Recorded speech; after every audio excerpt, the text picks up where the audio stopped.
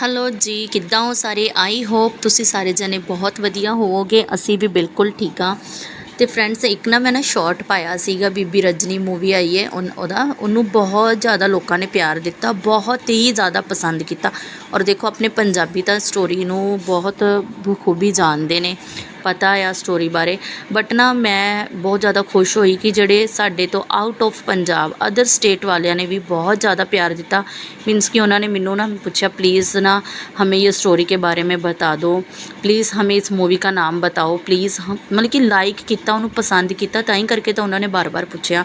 तो बहुत सारे कमेंट आन करके ना मैं सोचा क्यों ना मैं इस स्टोरी को हिंदी में दसा, क्यों ना मैं आपको ना हिंदी में स्टोरी ना बता दूँ, क्योंकि अदर स्टेट वालों को भी पता होना चाहिए अगर जो उन्होंने इतना पसंद किया है तो चलो स्टार्ट करते हैं हम बीबी रजनी जी की स्टोरी। अच्छा, ये एक चीज़ और बता दूँ, ये ना एक हिस्टोरिकल स्टोरी है, यानी कि ऐतिहासिक कथा है। तो अभी स्टार्ट करती हूँ मैं ये स्टोरी। और इस मूवी का नाम है बीबी रजनी जी। गुरु रामदास जी के युग में पट्टी के राजस्व कारदार राय दुनी चंद की सबसे छोटी एवं सातवीं बेटी रजनी को कोई नहीं भूल सकता। रजनी एक सिख थी जो गुरु की शिष्या थी। एक दिन वह अपनी बहनों के साथ बैठी थी और अपने पिता से मिले कुछ नए कपड़ों की प्रशंसा कर रही थी। लड़कियां बहुत खुश थीं और कह रही थी कि उनके पिता उनके लिए कितने अच्छे थे। रजनी ने कहा कि सभी उपहार अंततः भगवान की ओर से ही आते हैं, उनके पिता तो केवल उनकी महानता का एक साधन मात्र हैं। देखो, उसकी सोच भी ना बहुत अच्छी थी रजनी जी की। वो सोचती थी कि चलो, जो अगर पिता भी हमें दे रहे हैं तो पिता को भी तो इतना यानी कि देने योग्य भगवान ने ही तो बनाया है। पिता भगवान को दे रहे हैं, भगवान पिता को दे रहे हैं, सॉरी, तो ही तो पिता हमें दे रहे हैं, उनका ये मानना था। लेकिन दुर्भाग्य से उसके पिता ने उसकी यह बात सुन ली और बहुत क्रोधित हो गए। यह पहली बार नहीं था जब उसने अपनी अत्यधिक धर्मपरायणता के कारण अपने पिता के क्रोध को झेला हो। क्रोधित पिता ने उसे एक कृतघ्न दुष्ट मानते हुए उसे एक कोढ़ी से शादी करवा दी, ताकि वह देख सके कि उसका भगवान उसे सामान्य जीवन जीने में कैसे मदद करेगा। कोढ़ी बुरी तरह विकृत हो गया था और उसके शरीर से दुर्गंध आ रही थी।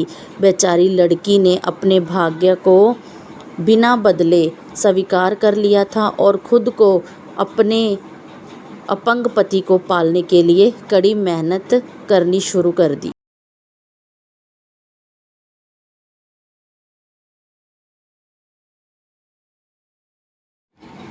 वह भगवान का नाम सिमरन दोहराती रही और उससे यकीन था कि भगवान इस तरह की घटनाओं से उसकी परीक्षा ले रहे हैं। उसे जीविका के लिए भीख मांगने के लिए मजबूर होना पड़ा, फिर भी उसने अपने कोढ़ी पति को नहलाया, खिलाया, पिलाया, उसके लिए भीख मांगी, खाना मांगा, उसकी देखभाल की। कभी भी विश्वास अपना रजनी ने नहीं खोया। यद्यपि गुरबानी में पति शब्द का तात्पर्य भगवान से है और पत्नी का तात्पर्य हम सभी से है, तथापि यह यहाँ महत्वपूर्ण है क्योंकि बीबी रजनी एक ऐसी महिला थी जिन्होंने अपने पति में भी भगवान के प्रकाश को स्वीकार किया था और उसके पति के प्रति उनकी सेवा का एक विशेष अर्थ और ईश्वर की सेवा का एक रूप था। यह केवल पुरुष लिंग का उल्लंघन नहीं था, जैसा कि उन दिनों आम समुदाय द्वारा किया जाता था।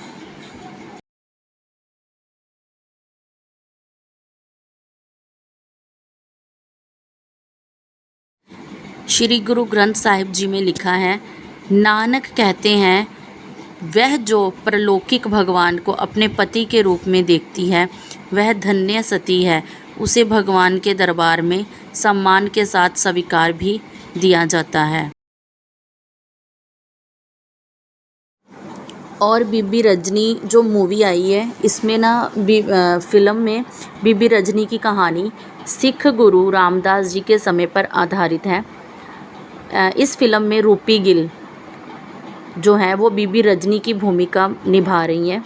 फ़िल्म में बीबी रजनी की ज़िंदगी के संघर्षों को दिखाया गया है, जिसमें उनके पिता ने उन्हें सिख धर्म के प्रति उनके समर्पण के लिए एक कोढ़ी से शादी करने के लिए मजबूर किया था। ये स्टोरी पूरी ये जो मूवी है बीबी रजनी, ये पूरी बहुत है मतलब कि इंटरेस्टिंग है, हार्ट टचिंग है। ये नहीं कि आप आउट ऑफ मतलब कि आप सिर्फ पंजाब से ही हो तो हार्ट टचिंग, आपको कोई भी इसे देखेगा ना इस मूवी को, तो सच में मैं बता रही हूँ कि बहुत पसंद आएगी। तो ज़रूर देखना सभी लोग।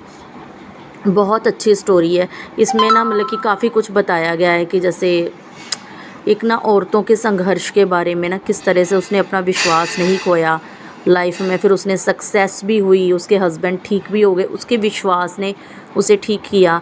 और जो हम अभी ये जो गुरुद्वारा गोल्डन टेम्पल है, दरबार साहिब है, तो जहाँ ये उसके पति वहीं से ठीक हुए थे।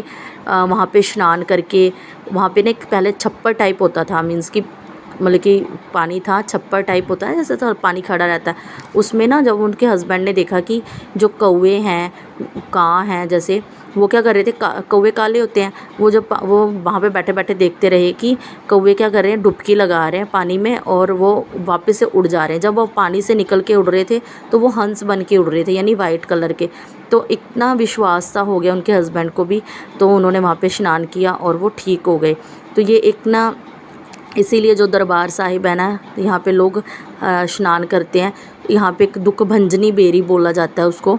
तो जो भी जिस तरह का भी रोग हो, लोग ये मानते हैं कि यहाँ पर स्नान करने से ना ठीक हो जाता है।